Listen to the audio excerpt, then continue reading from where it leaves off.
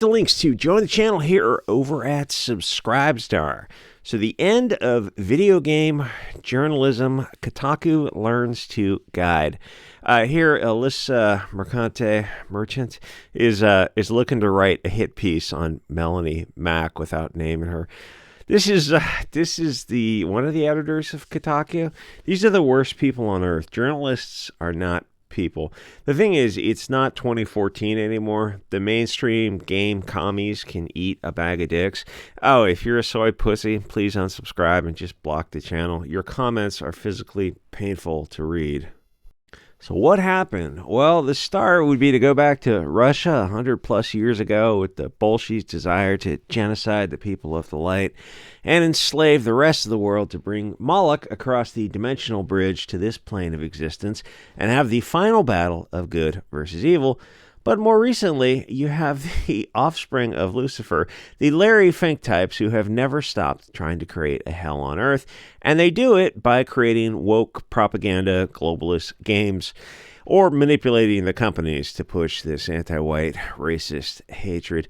And simply ask these toxic far-left journalists, in quotes, do they vow to honor, respect, and love the beautiful European people? They won't answer because they actually do hate you. Yes, Virginia, the left wing were the racists the whole time. And you got to lay it on a little heavy-handed like that, but you say it all with a straight face. To troll them a little bit. I mean, we have fun. We have fun with these people. So Sweet Baby is a useful idiot for the globalist lizard people. They race swap and create overpowered Mary Sue characters and erase European people from games, which is probably the majority of the audience. They also give lectures on whatever topical zeitgeist, Frankfurt School, cringe, anti-white nonsense they come up with. Whatever they're told to do is they don't do any original thinking because then they just get attacked by their own people. They're virtue signaling idiots, but they think of themselves as intellectuals, which is friggin' bizarre. They take games and they F them in the A, giving them monkeypox and AIDS, and they make them woke. But the most oppressed gamers are done with these Saul Alinsky games. So this guy, Cambrutus, some Portuguese guy, I assume in Brazil, made a list of these toxic soy baby games so that they were associated with it, the political commissar to make them diverse, lame, and gay. So the gamer didn't have to accidentally play these pushy games, and the bleeding vaginas at Sweet Baby were coping, seething, and dilating. They were outraged. All he did was inform the consumer what games SBI had destroyed. And you would think that they would be proud of their associations. They tried to get him kicked off Twitter with a targeted harassment campaign, further marginalizing and oppressing the disenfranchised gamer community, gamers most oppressed.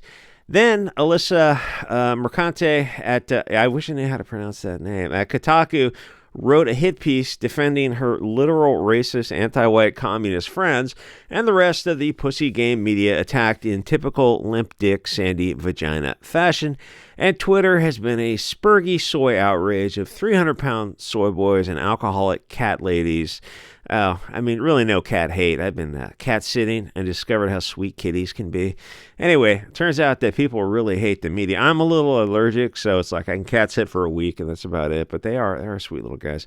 It's not 2014 anymore. People know that these lizard people are... Someone told me they call the paws murder mittens, which makes sense. So people know that these lizard people are pulling the strings when they're not busy Epsteining kids on island and whatnot. And social media is giving the disenfranchised gamers a voice to express themselves. Anita Sarkeesian threw herself a 41st birthday party in Sweden, probably with the money she's grifted over the years. She's made a few millions. I'd be curious to go sign into LexisNexis and check out her property holdings. I'm sure she's got, she owns 4 houses from that money. Yeah, she took the money and run. She shut down Feminist Frequency because there's just no point to it.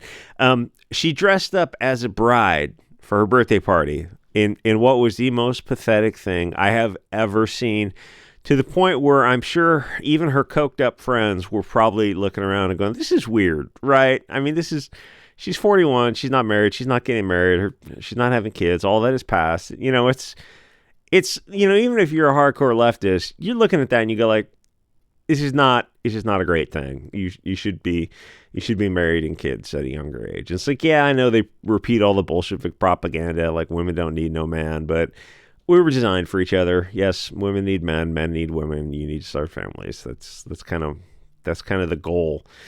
Anyway, so the point is the people in game media and these woke companies are total fucking weirdos and don't represent the gamers.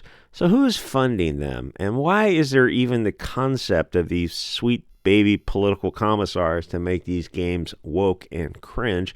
And that's a good, and they get so triggered when you say woke and you go, well, can we just not get these kind of games? Like you insist on all this race swapping, diversity, feminist, vagina power, but can we just make games for different types of people?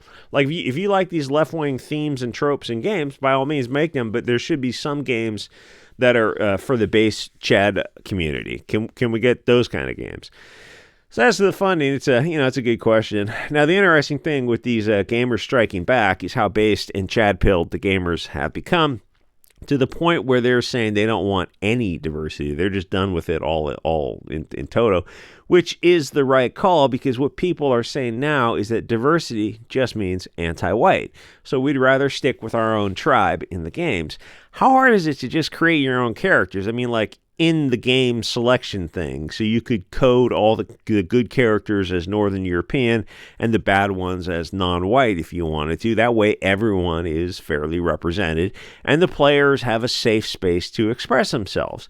It's time to imagine games without political correctness, or even a world without political correctness. Just have people speak the way they well, you're not free from consequences.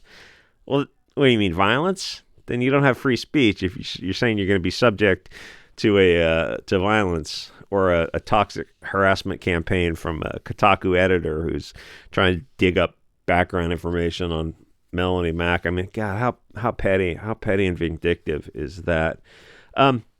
Anyway, so if, people could just customize their games, make the good guys blonde hair, blue eyed, Hugo Boss if they wanted to. That way they wouldn't get any propaganda from pussies. Anyway, people are realizing how toxic the mainstream media is. It's all obese pussy soy boys and sexually frustrated cat ladies. Kotaku must have been in decline because the owner is switching from SJW articles about sodomizing characters or whatever their stupid articles are. What Kotaku read? It just, what happened to Vice Media? Kotaku outlasted Vice Media, and then people are looking at some of the Vice Media articles about just the grossest sex stuff on earth, and you look at them like, what is wrong with you people? Or, I don't even want to mention it, not even using euphemism, just the stupid, it's like stupid, cringy stuff when you look at these people and they're all fat and ugly and covered in two stupid tattoos, and the tattoos don't even tie together. They're all just like vaguely sloppy looking, like a 200-pound Zerzem in a sundress with all these tattoos, and they're all just kind of random globalist bread and circuses, pop culture characters of comic book things, and it's just, you look at them and like, you're so shallow. And these left-wingers, they think of themselves as deep intellectuals reading poetry or communist theories from 200 years ago or whatever, and you look at them, it's like, you just look like a fat potato in a sundress. It's just, and those are the men. Anyway, so the owner is switching from SGW articles, and the thing is, I mentioned that, which sounds a little surface level petty, because you're what you get out of the universe is kind of what you put into it and what you get reflected back. And when you have these just soft, blobby bags of they look like mayo, and just I will say Alyssa Mercante is not one of those. She is in great shape, but she's the exception. She's lifting weights and eating right. But the rest of these people, you look at them, it's like the guys all have that soy mouth, the open mouth. They look like they're just, what they're looking for. And a lot, you got to remember some of the BuzzFeed articles. There's you watch the girl over the years as she went from, I don't know, like a chubby 150 pounds to 300 pounds as doing these BuzzFeed articles on YouTube. Where's I going with this? Oh, the thing is, it's like their worldview is colored by if the left-wing kids, Antifa, lost weight and got in shape, they would, the political spectrum, they would start moving to the right. I guarantee it. The majority of them would. And anytime somebody on the left mentions exercise, diet, and exercise, there's this left-wing triggering event, crabs in a bucket thing, where they really don't want people leaving that bucket, because if you got in good shape, you just wouldn't. I'm not saying you join the, march around Hugo Boss on the far right or whatnot, but 100%, the odds are the majority of those people would not be as far left. That's just the way of the world. And there's actually studies that talk about that, about the better looking people are on the right.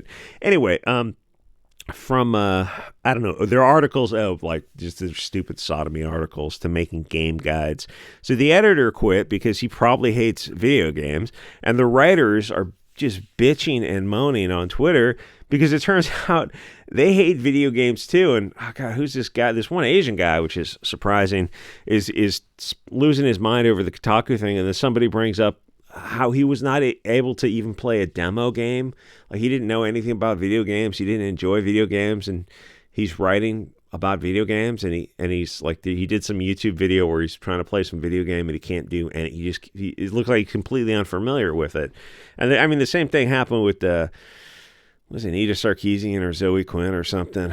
Or who's the other one? Brianna Wu. God, what a bunch of fucking weirdos. The thing is, they only got jobs at these video game companies so they could write propaganda. And, my theory is they're getting a Soros paycheck on the side or a Larry Fink paycheck on the side for every one of their propaganda articles. Because people are talking about, the writers are spurging out on Twitter about like journalism as a career for them. At Kotaku, I always assumed, I thought of Kotaku, in my mind, I'm just thinking, oh, they're writing piecemeal articles, but it's not like a full-time thing. They're doing something else. Or maybe they are. Maybe they're writing for a bunch of different magazines and they're selling stuff. Because I look at Kotaku, it's like, how much traffic is Kotaku getting? Because people are saying, well, I guess it must be not getting as much as it used to, because they're switching to game guides. And they say like they want Kotaku to put out 50 game guides a week or some really high number, and people are going, yeah, there's no way they can do that. So what they're going to do is maybe fire people, and then sell the company so someone has the name recognition, and then hire writers from overseas, Indian writers, South American writers, to run it through like an English translation AI engine to make these game guides or something. It's you look at the left-wing writers and like, all you had to do is just not be so toxic to the actual gamers themselves, just to not push your nonsense politics. And it's like, well, that's why they got into writing in the first place, to push nonsense politics. Anyway, what was the point of this thing? Oh, Gamergate, Kotaku executive editor resigns over site change instigated by Sweet Baby Incorporated scandal. So will Alyssa Mercante take over at the helm? I don't know. She's trying to write that hit piece on Melanie Mack, who, like, every other day she's on Twitter calling people bundles of sticks. It's so freaking funny. What's funny, the slur, I use that word literally every day, is that you see these soy boys get outraged over this slur, which is, in common use only a few years ago. I mean, in most circles it still is in common use, and they just lose their mind over it because, they're acting like a bunch of cigarettes. Anyway, like, comment, subscribe, and I'll see you guys on the next episode.